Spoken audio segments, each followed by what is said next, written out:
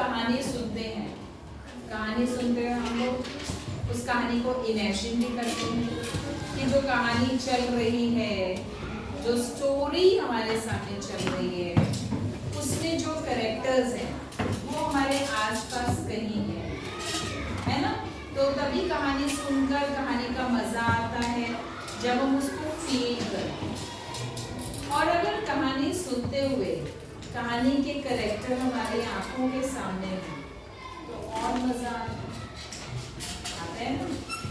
अब चलिए, जो कहानी है, कहानी के कैरेक्टर तो नहीं है, पर हमने कोशिश की है कि आपकी आंखों के सामने वो कैरेक्टर आपको फील है। अब कहानी इस तरह से है, सुनते सुनते बताएंगे किस बारे में है। ये इतना आपको बता देती हूँ, कहानी में कुछ जानवर हैं, कुछ एनिमल्स, राइट। अब वो क्या कहानी चल रही है, कैसे कहानी चल रही है, ये सुनते हैं। सबसे पहले दो सहेलियां,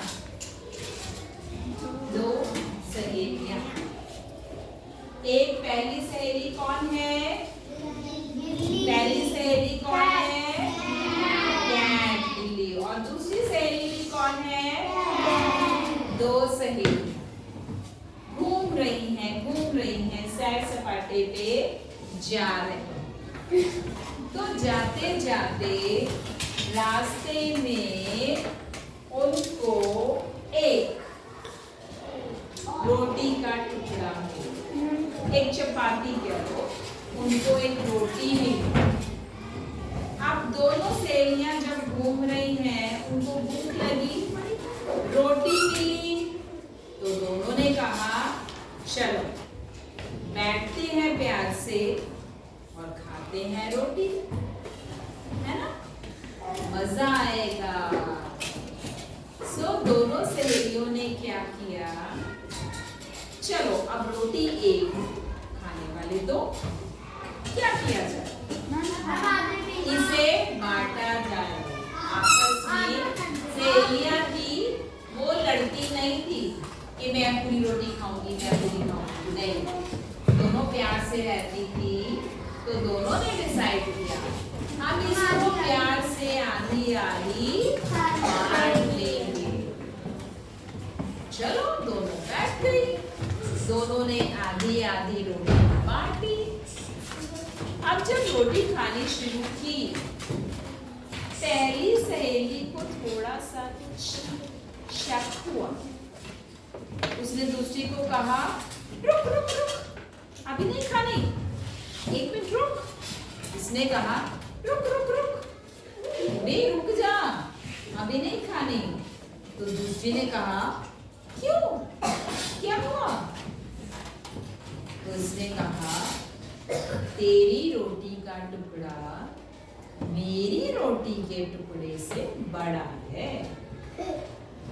जैसे आप सब लड़ पड़ते हैं ना छोटी बात पे, तो अब यहाँ पे भी एक मसला हो गया। उसने कहा तेरी रोटी का टुकड़ा मेरी रोटी के टुकड़े से बड़ा है, रुक, मैं तेरी रोटी में से थोड़ी सी रोटी तोड़ूंगी ताकि दोनों की रोटी बराबर हो जाए।